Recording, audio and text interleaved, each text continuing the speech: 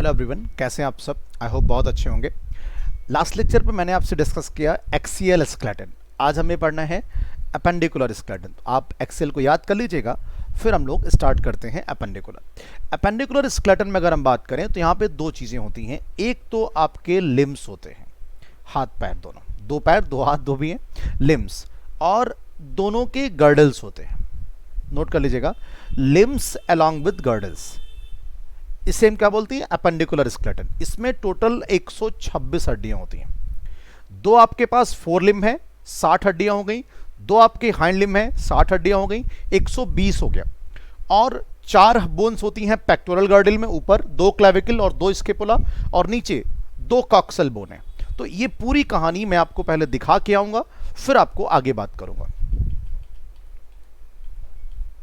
ये देखिए, आपकी अपेंडिकुलर स्केलेटन कितनी बोन है यहाँ पे, 126। आप देख लेना, यहाँ पे 126 आ गया अपेंडिकुलर में। पेक्टोरल गर्डल में टोटल 4 बोन है। पेक्टोरल गर्डल ऊपर वाला जो हमारा ये हाइंड लिम्ब होता है, दोनों ये जो दोनों हाथ, सॉरी फोर लिम्ब है, वेरी सॉरी, फोर लिम्ब है, इनको जोड़ने का काम पेक्टोरल गर्डल करता है एक्सियल स्केलेटन से। और कहने का सेंस क्या है, टोटल दोनों हाथ में 60 हड्डियां होंगी और दोनों मिला के कितनी हो जाएंगी, 64। यानी 2 ह्यूमरस, 2 अल्ना, 2 रेडियस, 16 कार्पेल, 10 मेटाकार्पेल और फैलेंजेस 28। यानी कि 1 ह्यूमरस, 1 अल्ना, 1 रेडियस, 8 कार्पेल, 5 मेटाकार्पेल और 14 फैलेंजेस एक लिम्ब में, एक लिम्ब में, एक फोर लिम्ब में।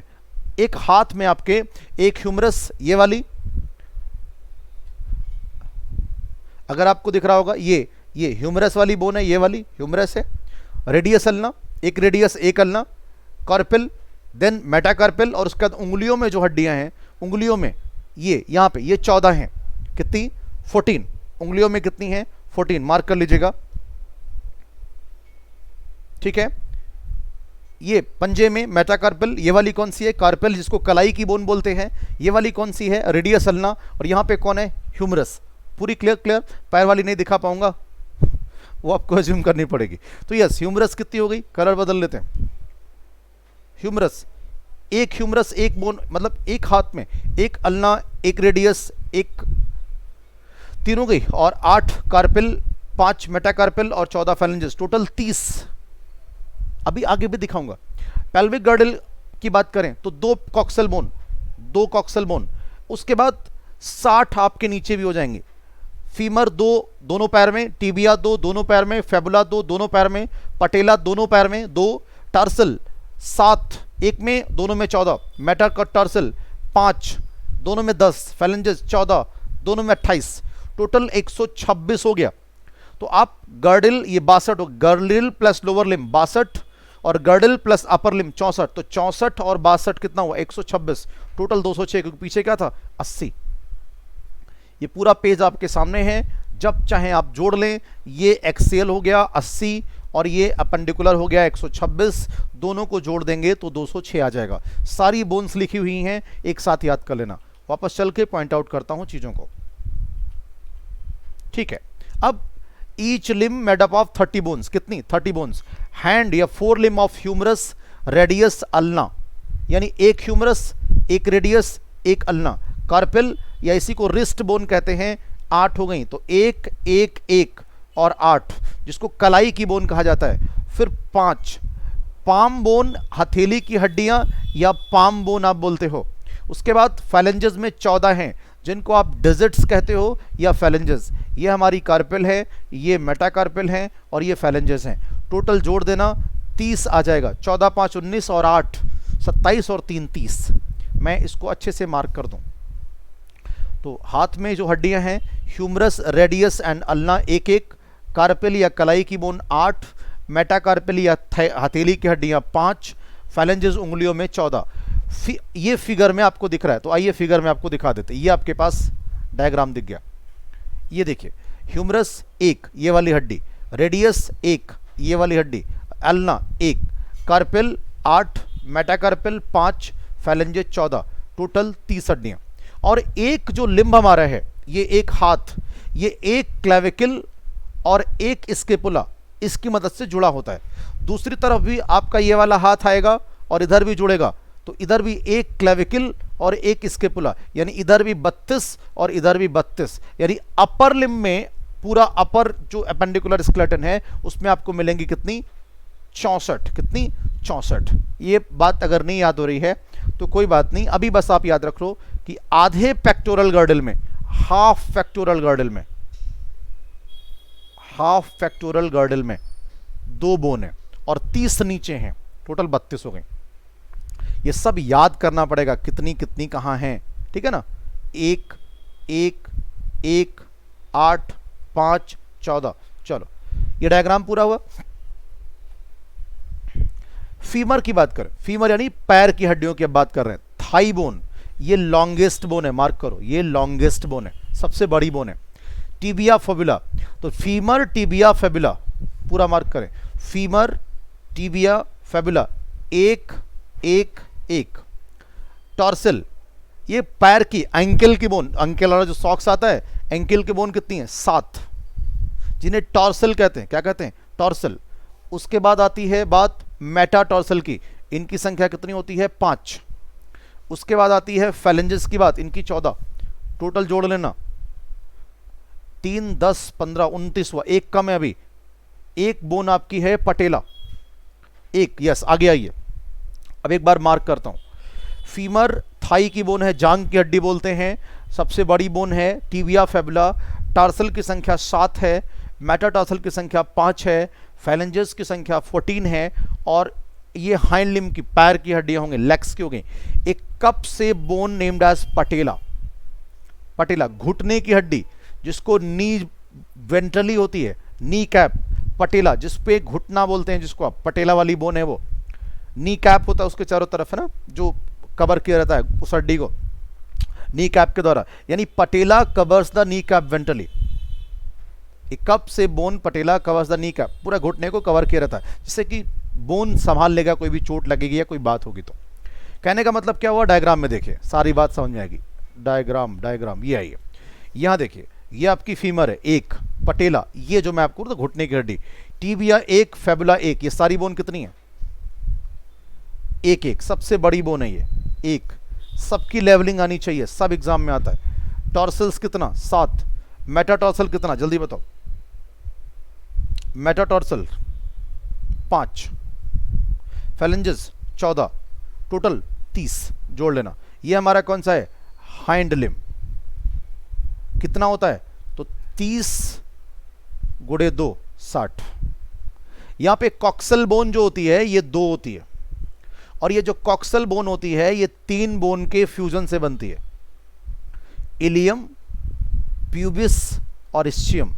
ये तीनों बोन, इलियम, प्यूबिस और इस्चियम, इलियम, प्यूबिस और इस्चियम, ये तीनों बोन के फ्यूजन से एक कॉक्सल बोन बनती है। बात समझ पा रहे हैं ना। तो ये जो कॉक्सल बोन है यही हमारा बनाती है पेल्विक गर्डल। कौन सी गर्डल, पेल्विक गर्डल। तो कॉक्सल बोन की संख्या 2 और हाइंड लिम्ब में संख्या कितनी 60, तो टोटल 62, यानी लोअर लिम्ब्स में along with pelvic girdle 62 bones, upper limbs में along with pectoral girdle 64, total 126। इसमें फीमर, टीब, पटेल, ये सब जो डिजिट्स हैं जो दिया गया है ये आपको याद ही करना पड़ेगा, दूसरा कोई ऑप्शन आपके पास है नहीं, ये बात आप याद कर लेना। मतलब आपको हर सूरत में 4 लिम्ब्स की सारी बोन्स और हाइंड लिम्ब्स की सारी बोन जो कि 60 हैं पता होना चाहिए, इनकी भी 60 पता होनी चाहिए। पेल्विक गर्डल और पेक्टोरल गर्डल के बारे में अभी बात कर रहे हैं, चलो आगे आओ। Pectoral and pelvic girdle bones help in the articulation of upper and lower limbs respectively with the axial skeleton. ये लाइन बेहद खास है, क्या कि जो पेक्टोरल गर्डल है या जो पेल्विक गर्डल है ये अपर और लोअर लिम्स को एक्सियल स्केलेटन से जोड़ता है। भाई ये एक्सियल स्केलेटन पूरा है, ये हमारा जो हाथ है दोनों, इसको इस बॉडी से जोड़ने का काम कौन करता है, पेक्टोरल गर्डल, और दोनों पैर को कौन जोड़ता है, पेल्विक गर्डल। तो ये बात आपको पता होनी चाहिए। पेल्विक गर्डल जो आपका है, पेल्विक गर्डल ये हाइंड लिम्ब को एक्सियल से जोड़ेगा, और जो पेक्टोरल गर्डल है पेक्टोरल गर्डल, ये हमारे लोअर लिम्स को अपर में ले जाकर जोड़ देता है, यानी एक्सेल में लेकर जोड़ देता है। Each girdle is formed of 2 half, दोनों गर्डल आधे आधे का बना होता है। अभी मैंने पीछे आपसे कहा भी था, यानी each girdle is formed of 2 half. कैसे? Each half of pectoral girdle consist of a clavicle a scapula. अगर एक ईच हाफ यानी एक हाथ वाला, ईच हाफ आधा बनेगा एक क्लेविकल और एक स्केपुला का, तो फुल पेक्टोरल गर्डल किसका बनेगा? फुल पेक्टोरल गर्डल 4 बोन का बनेगा, जिसमें 2 क्लेविकल और 2 स्केपुला होंगी। बोलिए। तो अब ये बात आपको खूब अच्छे से मार्क करनी है कि each half of the pectoral girdle consist of a clavicle and A scapula. एक क्लेविकल इसमें होगा और एक स्केपुला होगा। अब आप बात करनी है स्केपुला की। अगर आप ये हाथ रखें पीछे के साइड में, तो आपको आपकी ट्रायंगुलर फ्लैट बोन स्केपुला दिख जाएगी। Scapula is large triangular flat bone situated in the dorsal part of the thorax between the 2nd and 7th rib। ये लाइन बड़ी इंपॉर्टेंट है। ये 2nd से लेके 7th रिब के बीच में पाई जाती है। पहला सवाल, स्केपुला एक लार्ज बड़ी और ट्रायंगुलर फ्लैट बोन है। दूसरा सवाल, डॉर्सल साइड पे पाई जाती है। तीसरा सवाल, between 2nd and 7th rib के बीच में है। मैं आपको डायग्राम में दिखाऊंगा, आपको बात समझ में आ जाएगी। देखिए, ये आपकी स्केपुला है, ये वाली बोन जो इतना आपको दिख रहा है, ये वाला स्केपुला है। इसकी लोकेशन कहाँ है? 2nd से 7th रिब तक है। आपको यहाँ एग्जाम में डायग्राम में भी दिख रहा होगा। एग्जाम में जो खूब पूछा जाता है, ट्रायंगुलर बोन है, ये फ्लैट है। देखिए ट्रायंगुलर दिख रहा है क्या? ट्रायंगुलर डायग्राम में दिखा? This is the triangular flat bone.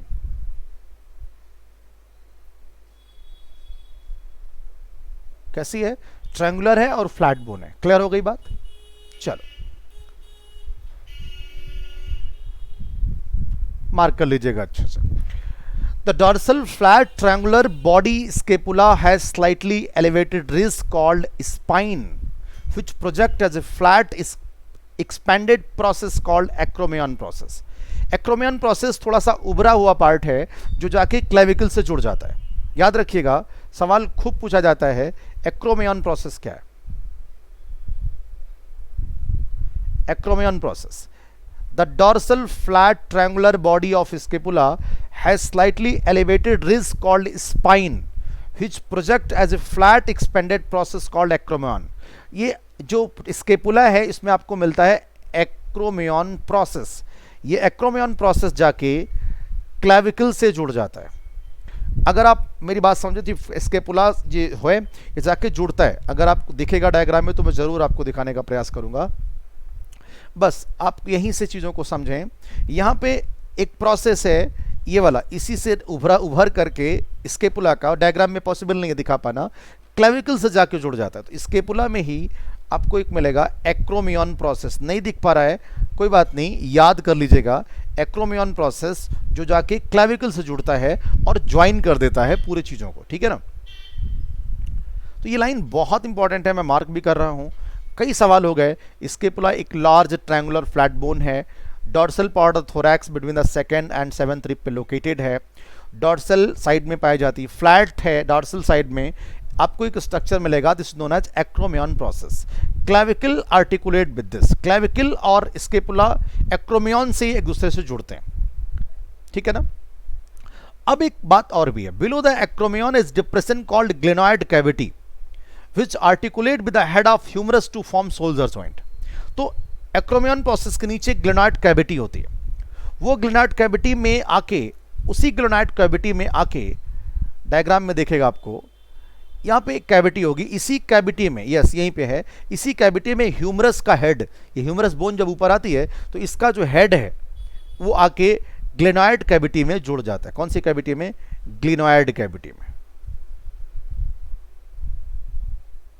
Glenoid cavity में क्या करता है, आके जुड़ जाता है, आर्टिकुलेट कर जाता है। तो आपको दो बातें यहां मार्क करनी है, एक एक्रोमियन प्रोसेस, दूसरा ग्लेनोइड कैविटी। ग्लेनोइड कैविटी में कौन आके जुड़ता है, हेड जुड़ता है। किसका हेड जुड़ता है, आंसर हेड ऑफ ह्यूमरस। किसका हेड, ह्यूमरस का। ठीक है, चलो आगे। और कौन सा जॉइंट बनाता है, सोल्जर, कंधे का जॉइंट बनाता है। Each clavicle is a long cylindrical bone with two curvature, this bone is commonly called collar bone. तो जो क्लेविकल है ये सिलेंडर बोन है, थोड़ी सी सिलेंड्रिकल होती है, दो इनकी संख्या है और कॉमनली कॉल्ड कॉलर बोन। ये आपको डायग्राम में आगे दिख जाएगा, कॉमनली कॉल्ड कॉलर बोन। आइए दिखाते हैं, ये आपकी है, थोड़ा सा सिलेंड्रिकल है ना, दो इनकी संख्या है और इसके पुला और क्लेविकल ह्यूमरस के साथ जब जुड़ते हैं तो सोल्जर जॉइंट का फॉर्मेशन करते हैं। पूरी बात आपकी पेल्विक गर्डल की पूरी हो गई। अब आपका है pectoral girdle. Pectoral girdle consist of two coxal bone. ये जो दो कॉक्सल बोन है ये इलियम, इस्चियम और प्यूबिस से फ्यूज होती हैं। Each coxal bone is formed by the fusion of three bone, ilium, ischium and pubis. Clear. At the point of fusion of above bone a cavity formed acetabulum. मान लीजिए एक इधर बन गया और एक इधर बन गया, सोच पा रहे ना, एक और इस बीच में आपको एक होल दिखता है, तो एक कैविटी बनती है, इसका नाम है acetabulum, to which the thigh bone articulate. अब देखिए वो ऑब्टुरेटर फोराम में बना दिया गलती से, यहां पे eight the point of fusion of above bone a cavity acetabulum is formed. आपको दिखाता हूं एसिटाबुलम। देखिए जब ये फ्यूज्ड होंगी ना तो आपको यहाँ पे एक कैविटी दिखेगी, इसी कैविटी से आके फीमर बाद में जुड़ जाती है। दिखा रहा हूं मैं डायग्राम में, देखिए कह रहे व्हेन थाई बोन आके आर्टिकुलेट करती है, तो जब भी जिस जगह पे भी ये ज्वाइन करेंगी वहां पे एक स्ट्रक्चर बन जाता है, this is known as acetabulum. क्योंकि बहुत डिटेल में इसकी एनाटॉमी है नहीं, इसलिए कुछ चीजों को आपको एज्यूम करना पड़ेगा। मैक्सिमम किसी भी डायग्राम से जो पॉसिबल है मैं जोड़ देता हूं। यहीं पे आके कौन सी बोन जुड़ेंगी, थाई बोन जुड़ेगी। और ह्यूमरस किससे जुड़ती थी जाके, ग्लेनोइड कैविटी में। पेक्टोरल गर्डल में कितनी बोन थी टोटल, 4। और यहां हम क्या पढ़ रहे हैं, पेल्विक गर्डल। पेल्विक गर्डल में कितनी बोन है, 2। नाम coxal bone. The two half of the pelvic girdle meet ventrally to form pubic symphysis containing fibrous cartilage. दोनों पेल्विक गर्डल जब जुड़ती हैं, जहां पे जुड़ती हैं, अभी मैं आगे आपको कार्टिलेजनस जॉइंट में दिखा दूंगा, प्यूबिक सिम्फाइसिस इसको कहते हैं। लिमिटेड मूवमेंट होता है यहाँ पे। तो जब दोनों पेल्विक गर्डल के जुड़ेंगे, ध्यान से अगर मेरी बात आपको दिख पा रही हो, ये दोनों जब फ्यूज करते हैं आके ज्वाइन करेंगे, ये अगर आप हाथ देखें तो जहां पे ज्वाइन करते हैं इसे प्यूबिक सिम्फाइसिस कहते हैं। ये पेल्विक गर्डल आधा और ये पेल्विक गर्डल आधा, जब दोनों हाफ आप जुड़ते हैं तो फुल पेल्विक गर्डल बनता है। क्लियर। दोनों पेक्टोरल गर्डल में जब जुड़ते हैं पूरा, तब फुल पेक्टोरल गर्डल का फॉर्मेशन करते हैं। इसीलिए मैंने कहा था कि हाफ 2 बोन से बनता है और फुल वो पेल्विक पेक्टोरल गर्डल में। और यहां हम किसकी बात कर रहे हैं बच्चों, पेल्विक गर्डल की बात कर रहे हैं। तो पेल्विक गर्डल में आपको कितनी बोन्स मिली ओवरऑल, 2 बोन्स मिली। 2 coxal bone, fusion with the ilium, ischium, pubis, और इन जहां पे जुड़ते हैं वहां एसिटाबुलम फॉर्म होता है। उसी जगह पे आके थाई बोन या फीमर आके जुड़ती है, और जहां पे दोनों हाफ गर्डल जुड़ते हैं उसे हम प्यूबिक सिम्फाइसिस कहते हैं। आगे अभी एक डायग्राम हमारे पास है, ये देखिए, ये आपका पेल्विक गर्डल है आधा, और ये एसिटाबुलम आके यहीं पे फ्यूज होता है, यहीं पे आके थाइस बोन जुड़ जाती है। तो ये प्यूबिक बोन्स दोनों आके जब जुड़ रही हैं, इसी को हमने कहा था फाइब्रोकार्टिलेज डिस्क या सिम्फाइसिस, इसी का नाम है प्यूबिक सिम्फाइसिस। यहाँ पे दोनों आके जुड़ जाते हैं। ये एडिशनल एनाटॉमी, एमबीबीएस में जाइएगा तो खूब पढ़िएगा, ठीक है। चलिए डायग्राम देखिए, ये पूरा सारा डायग्राम मैंने आपको पहले ही दिखा दिया है, आपने पूरा भी कर लिया है। मुझे उम्मीद है कि आपको जितनी इंफॉर्मेशन थी वो आपको याद हो जानी चाहिए। प्लीज रिटेन रखिएगा इन चीजों को। अब आइए ज्वाइंट्स। ज्वाइंट्स जोड़ जो हड्डियों में है, इतना जोड़ है उन्हीं को समझना है। Joints are essential for all types of movement involving the bony part of the body. Joints specially movement में हेल्प करता है। ज्वाइंट्स ना होता तो कुछ बनता ही नहीं। तो locomotory movement are no exception, locomotory movement are no exception at this, joints are point of contact, ये ज्वाइंट्स क्या है, पॉइंट ऑफ कांटेक्ट है बिटवीन बोन्स और बिटवीन बोन्स एंड कार्टिलेज। ये जो ज्वाइंट्स होता है ना भाई, यहाँ दो ऑप्शन है, या तो बिटवीन ज्वाइंट्स, बिटवीन बोन दोनों बोन के बीच में ज्वाइंट्स हो, या फिर बोन के बीच में और कार्टिलेज के बीच में हो। भाई दोनों या तो बोन जुड़े और या दोनों कार्टिलेज जुड़े, या बोन्स और कार्टिलेज के बीच में हो। Force generated by the muscles is used to carry out movement through joints. भाई अगर मैं हाथ आपके सामने मूव करा रहा हूं तो ज्वाइंट्स के बदले, भाई हाथ पेन को होल्ड कर रखा है, ज्वाइंट्स के बदले कलाई मोड़ पा रहा हूं, ज्वाइंट के बदले हाथ मोड़ पा रहा हूं, ज्वाइंट के बदले घुमा पा रहा हूं, ज्वाइंट के बदले, तो बिना ज्वाइंट्स के मूवमेंट पॉसिबल नहीं था sir. Where the joints act as fulcrum, joints एक बेस की तरीके से काम करता है, बिना ज्वाइंट के कुछ हो ही नहीं सकता।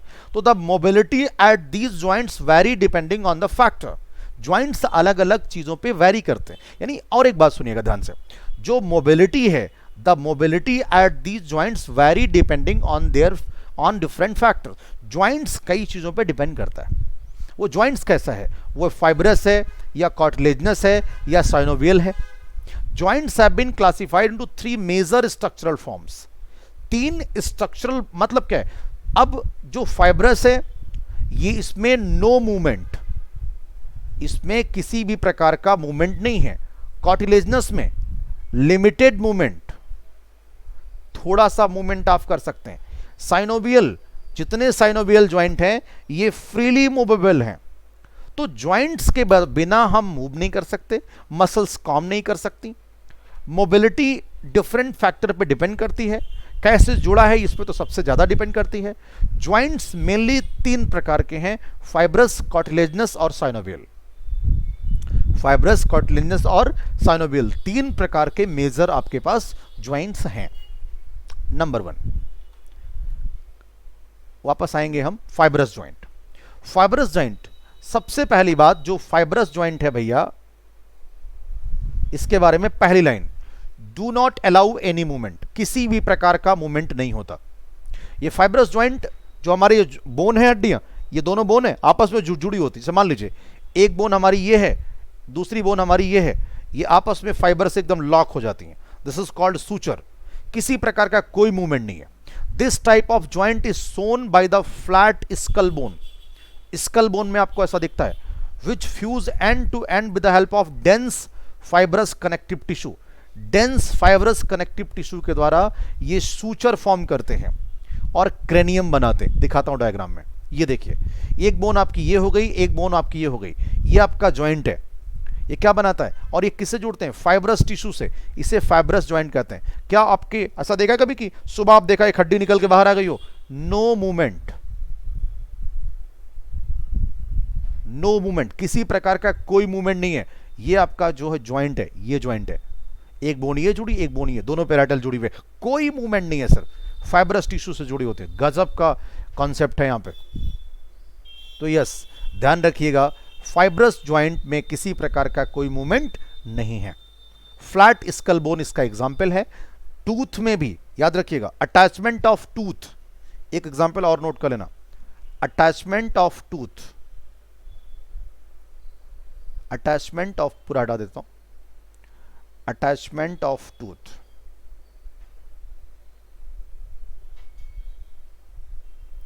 विद सॉकेट इंजा, जबड़े में जब भी सॉकेट में दांत फिट होता है तो वो भी फाइब्रस ज्वाइंट होता है। और जो क्रेनियम की जो बोन्स हैं,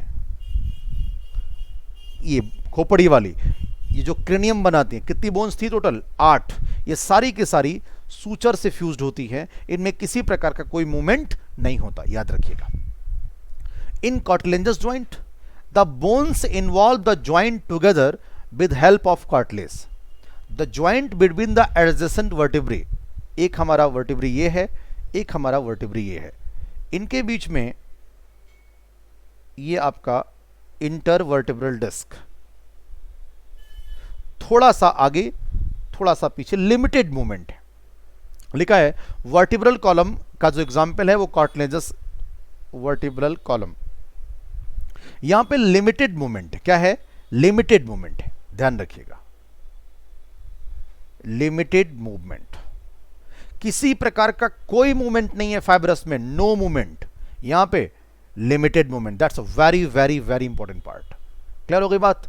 और ये डायग्राम कार्टिलेजिनस जॉइंट का, ये दोनों प्यूबिक बोन्स जब जुड़ी होती हैं किससे? प्यूबिक सिम्फाइसिस से, या ये हमारा एक वर्टिब्री है, ये हमारा दूसरा वर्टिब्री है, और बीच में इंटरवर्टिब्रल डिस्क है। एक लिमिट तक आप अपनी बॉडी को झुका सकते हो, लेकिन बहुत झुकाओगे तो हड्डियां उखड़ के बाहर आ जाएंगी। इसलिए यहाँ पे कार्टिलेजिनस में या सिम्फाइसिस में लिमिटेड मूवमेंट होता है। ये डायग्राम इसलिए आपको इतना दिखाया जा रहा है कि आप चीज़ों को कहीं से भी किसी भी सूरत में याद कर सकें, छोड़े ना। अब देखिए, एक पॉइंट मैंने अलग से क्लासिफिकेशन किया है कि how are the bone held together. 3 answer है, एक स्ट्रक्चरल में, एक फाइब्रस, दूसरा कार्टिलेजिनस और तीसरा synovial. Dense connective tissue connect bone, dense connective tissue जोड़ते हैं। Between bone and close contact, किसी प्रकार का कोई मूवमेंट नहीं होता, इसलिए इनको सिन आर्थ्रोटिक या इमोवेबल कहते हैं। कार्टिलेजिनस में हाइलाइन कार्टिलेज से जोड़ते हैं या फाइब्रो कार्टिलेज से जोड़ते हैं बोन को, यहां पे स्लाइटली मूवमेंट होता है जिसे हम एम्फी आर्थ्रोटिक कहते हैं। और तीसरा साइनोवियल जॉइंट है, ये मोस्ट कॉम्प्लेक्स टाइप का है, फ्रीली मूवमेंट होता है, कैविटी पाई जाती है, ये फ्री मूवमेंट होता है, इसके उसको डाई आर्थ्रोटिक कहते हैं। मैं गुजारिश करूंगा आप ये जरूर याद रखें, synarthrotic, amphiarthrotic, diarthrotic. Synarthrotic immovable, amphiarthrotic little movement, diarthrotic freely movable. Fibrous joint connective tissue, dense connective tissue जुड़ा होता है। कार्टिलेजिनस जॉइंट में कार्टिलेज बोन से, और साइनोवियल फ्रीली मूवेबल है। Clear? अब last, synovial joint.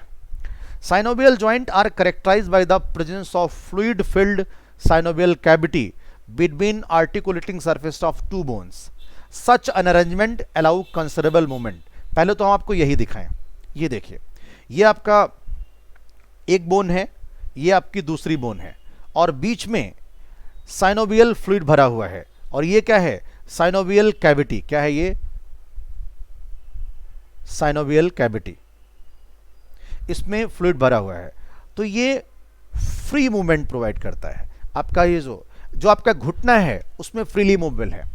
ये आप जो मूवमेंट कर रहे हैं, ये हाथ के आपके सामने दिखा रहा हूं करके, ये वाला जो मूवमेंट है ये साइनोवियल मूवमेंट है। ये कलाई मूव ऐसे ऐसे कर रहा हूं, साइनोवियल मूवमेंट। उंगलियों मूवमेंट है, साइनोवियल मूवमेंट है। घुटने का मूवमेंट साइनोवियल मूवमेंट है। ये मूव कर रहा हूं, साइनोवियल मूवमेंट है।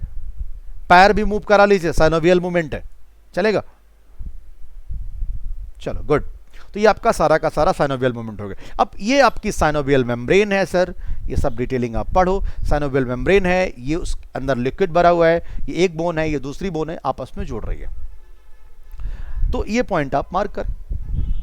तो synovial joints are characterised by presence of fluid filled synovial cavity between articulating surface of the two bone. दोनों बोन्स जुड़ रही हैं, उनके बीच में एक कैविटी है।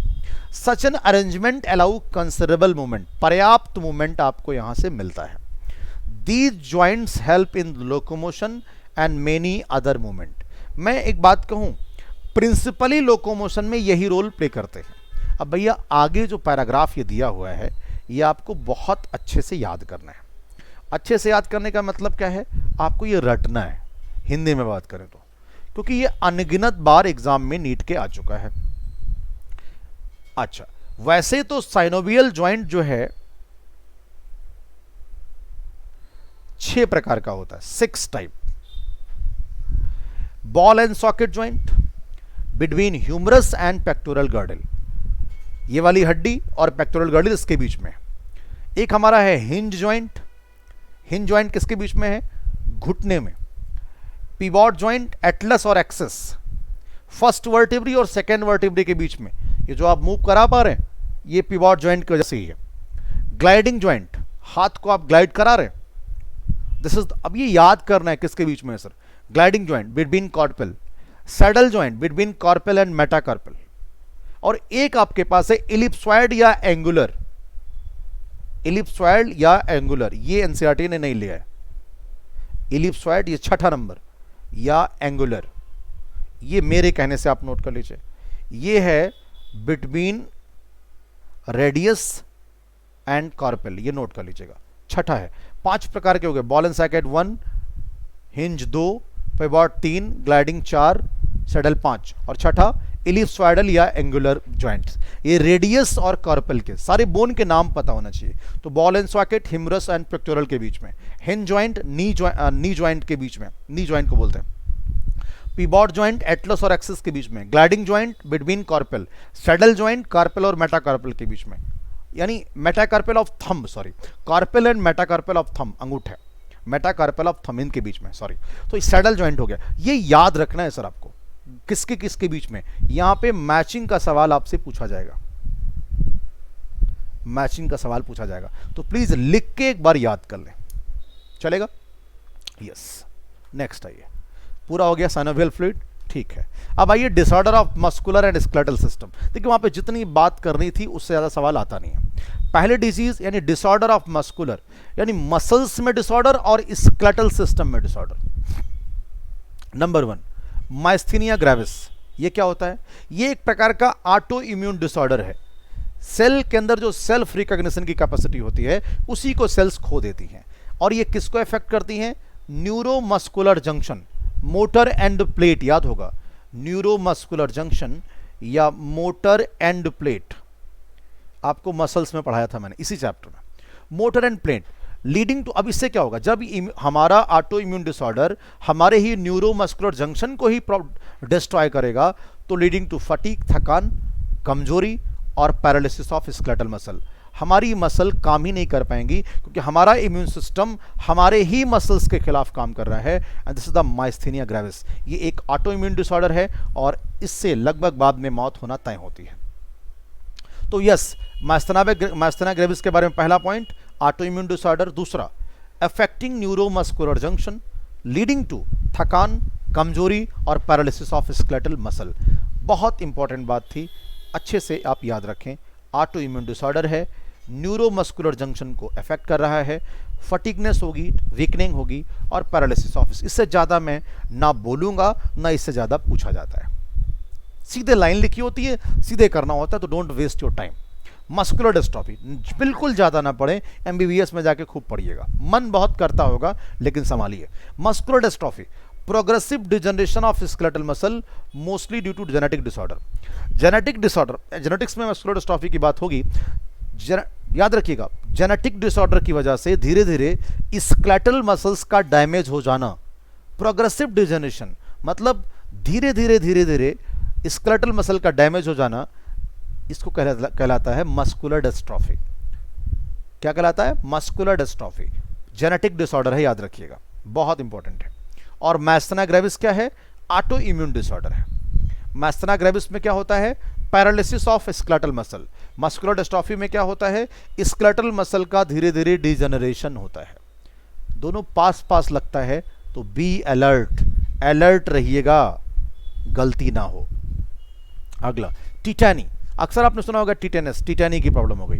तो वाइल्ड कॉन्ट्रैक्शन इन मसल या रैपिड स्पैज्म, इसको क्या बोलते हैं? रैपिड स्पैज्म या वाइल्ड कॉन्ट्रैक्शन। क्यों होता है ये? जब कैल्शियम की कमी हो जाती है तब टिटैनी की प्रॉब्लम आती है। अक्सर ऐंठन हो जाती है शरीर में, अकड़ गया शरीर, या हाथ अकड़ गया या पैर अकड़ गया, तो कैल्शियम की कमी होती है। इसलिए कैल्शियम की कमी नहीं होनी चाहिए शरीर में, यह बात हमेशा याद रखिएगा। कैल्शियम पर्याप्त होना चाहिए। तो सवाल पूछते हैं, टिटैनी क्यों होती है? जब कैल्शियम का अमाउंट शरीर में कम होता है तब। अगला, arthritis, inflammation of joints. Arthro मतलब जॉइंट्स, बोन का जॉइंट होगा। आइटिस की बात करेंगे तो इन्फ्लामेशन, जब भी जॉइंट्स में कभी स्वेलिंग आ जाती है, अक्सर आपने सुना होगा उनको आर्थराइटिस की प्रॉब्लम है। तो आर्थराइटिस होने से जोड़ों में दर्द होता है। आर्थराइटिस मतलब क्या हुआ? जोड़ों में दर्द होना। अक्सर दादी जी ने शिकायत करी होगी आपसे कि जोड़ों में हमारे दर्द हो रहा है। जोड़ों में दर्द होना मतलब जॉइंट्स में पेन होना, इज नोन एज आर्थराइटिस। अगला, ऑस्टियोपोरोसिस, हड्डियों का धीरे धीरे डिक्रीज हो जाना, उनके मास का कम होना, उनका जो अमाउंट है वो कम होना, धीरे धीरे खत्म हो जाना, कमजोर हो जाना। तो एज रिलेटेड डिसऑर्डर है ये, characterize by decreased bone mass, हड्डियों में जो बोन का जो पार्ट होता है वो कम होने लगता है धीरे धीरे, और इससे हड्डियों के टूटने के चांसेस बढ़ जाते हैं। तो ऑस्टियोपोरोसिस एक एज रिलेटेड डिसऑर्डर है। जो हाईलाइट कर रहा हूं वो बहुत याद रखिएगा। रैपिड स्पैज्म का दूसरा नाम वाइल्ड कॉन्ट्रैक्शन, लो कैल्शियम होता है तब होता है टिटैनी, जॉइंट्स में इन्फ्लेमेशन होता है उसे आर्थराइटिस कहते हैं। ऑस्टियोपोरोसिस एक एज रिलेटेड डिसऑर्डर है, इसमें बोन का मास धीरे धीरे कम होता है, हड्डियों के टूटने के चांसेस बढ़ जाते हैं, और सबसे बड़ा answer decrease level of oestrogen is the common cause. Female में जब एस्ट्रोजन का लेवल उम्र के साथ धीरे धीरे घटता है तो हड्डियों के चांसेस टूटने के ज़्यादा होते हैं। तो ऑस्टियोपोरोसिस फीमेल में बहुत कॉमन है, हड्डियों के टूटने के चांसेस उम्र के साथ ज़्यादा बढ़ जाते हैं क्योंकि एस्ट्रोजन का लेवल कम हो जाता है। तो एक एस्ट्रोजन लेवल कम होना कॉमन कॉज है, हड्डियों के टूटने के चांसेस बढ़ जाते हैं, बोन मॉस कम हो जाता है, और ये एक एज रिलेटेड डिसऑर्डर है। अगला गाउट। गाउट क्या होता है? जॉइंट्स में इन्फ्लेमेशन आ जाता है due to accumulation of uric acid crystals.